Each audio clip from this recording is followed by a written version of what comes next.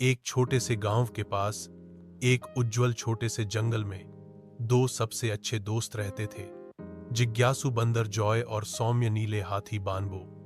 उनके घर लकड़ी और पत्तियों से बने थे, जो रंगों और फूलों से खूबसूरती से सजे थे। एक अच्छी सुबह जॉय उत्साह से अपने लटकते हुए झूला से कूद गया। जॉय उत्साहित होकर बोली, बानबू उठो, गणेश चतुर्थी है। बानबो ने धीरे धीरे अपनी आंखें खोली, अपनी सूंड को फैलाया। बानबो जम्हाई लेते हुए बोला, ओह हाँ, यह भगवान गणेश का त्योहार है। क्या हम आज गांव जा रहे हैं?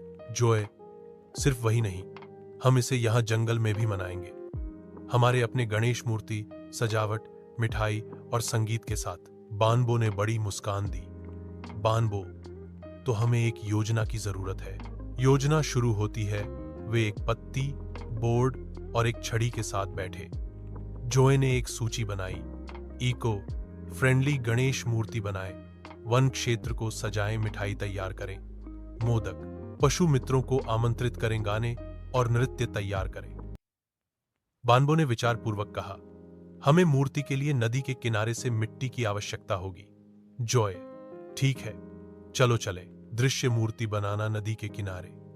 जॉय और बानबो ने नरम मिट्टी एकत्र की। जॉय ने शरीर को आकार दिया, बानबो ने धीरे से सिर और कान बनाए। फूलों से, पत्तियों और प्राकृतिक रंगों से उन्होंने मूर्ति को सजाया। जल्द ही एक सुंदर पर्यावरण के अनुकूल गणेश मूर्ति एक बड़े पेड़ के नीचे गर्व से खड़ी हो गई। जॉय की आंखों में आंसू थे। वह दिव्य दिखता है बानबो, चलो उसे वन केंद्र में ले जाएं और सजाएं। सजावट और उत्सव की स्थापना उन्होंने गेंदे के फूल, आम के पत्ते, केले के पत्ते और चमकीले पत्थर एकत्र किए। वन के जानवर भी शामिल हुए। तोते ने संकेत चित्रित किए। गणेश चतुर्थी की शुभकामनाएं। खरगोशों ने मालाएं बनाई। हिरणों ने चमकती जुगनुओं से बनी रोशनी लगाने में मदद की। निमंत्रण का समय। जॉय पेड़ों पर चढ़ गया, सभी को बुला रहा था। आज रात बड़े पेड़ पर उत्सव, मोदक मत छोड़ना। बानबो ने अपनी सूंड का इस्तेमाल एक तुरही की आवाज बनाने के लिए किया, जो पूरे जंगल में गूंजती थी।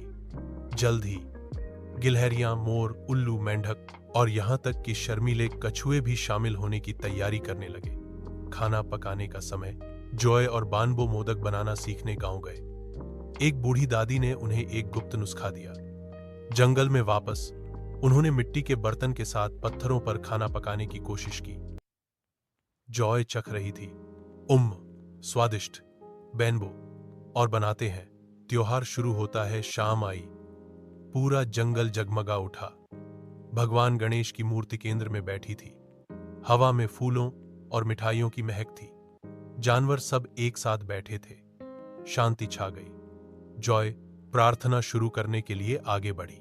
जॉय ने धीरे से कहा, हे भगवान गणेश, बाधाओं को दूर करने वाले, हमारे जंगल, हमारे परिवारों और इस दुनिया को आशीर्वाद दे।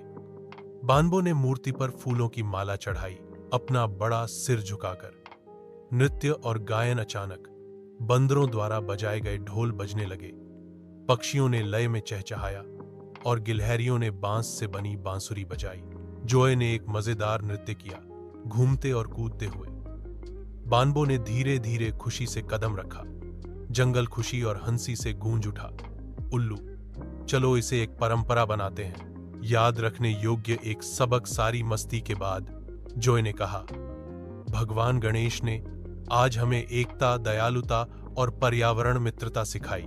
बानबो ने जोड़ा, बड़े पैसे के बिना भी हमने इसे सुंदर बनाया। साथ में सितारों के ऊपर, तारों से भरे आकाश के नीचे जानवर मूर्ति के पास सो रहे थे, शांत और खुश। और इस प्रकार जॉय और बानबो का पहला गणेश उत्सव का रोमांच समाप्त हुआ। हृदय सद्भाव और आशा से भरा हुआ।